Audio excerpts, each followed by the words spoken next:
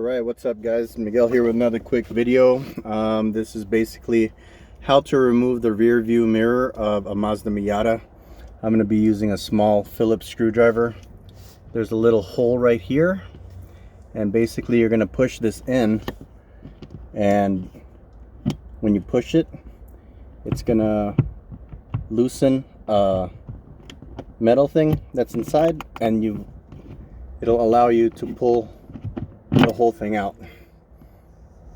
So basically when you push this in, it pushes this thing back and then it actually releases it. Not a whole lot of videos on actually how to do it on YouTube, so that's my video for today.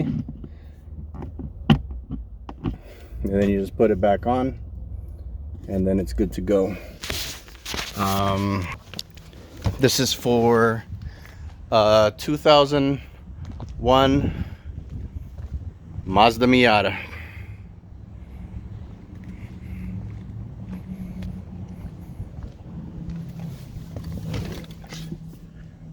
Rear view mirror removal.